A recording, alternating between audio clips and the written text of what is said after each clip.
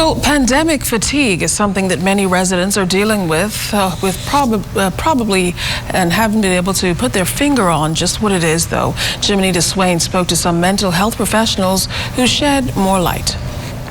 Pandemic fatigue is simply exhaustion that's crept in with having to live with COVID-19. According to professionals, the challenges can include tiredness, anxiety, frustration, and possibly the need to minimize the health protocols in place.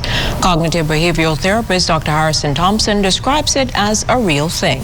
I actually have been unofficially referring to the third wave as a mental health wave, right? Or the degradation of people's mental health.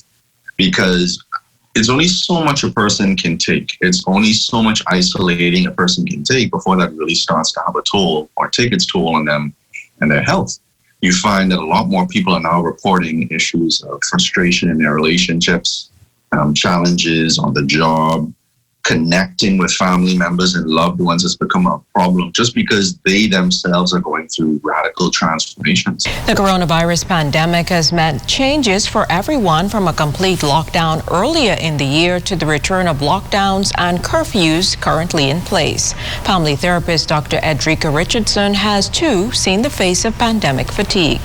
Somebody who is continuing under the essential services, I'm feeling it as well. And it is that sense of not knowing when this is going to end. I tell people to think about it. When we are employed, we all know there is an expectation of, oh, there's a holiday around the corner, or there's a vacation coming up, so we can kind of plan to get a relief or break from what we're doing.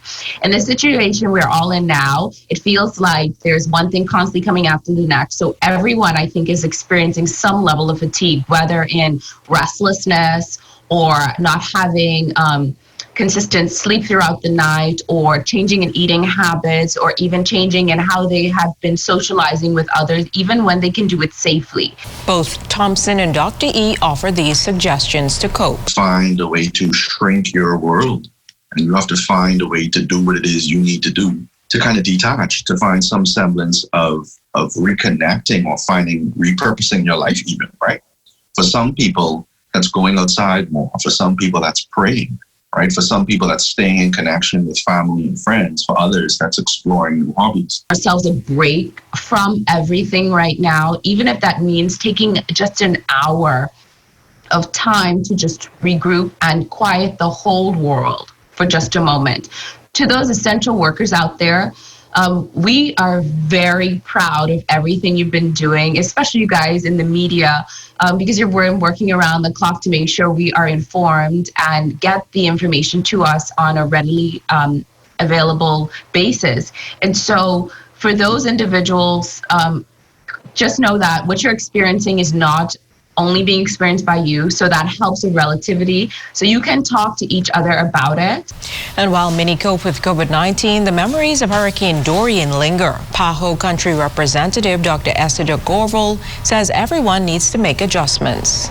As a person who has been involved in the Hurricane Dorian response and contributing to the COVID-19 outbreak, I know at times I do step back and ensure I have a COVID-free day occasionally, even though COVID intervenes in your life through these virtual platforms and social media.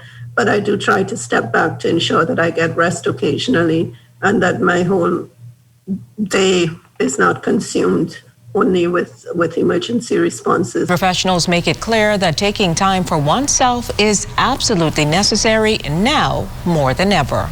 Edrica Swain, ZNS Network News.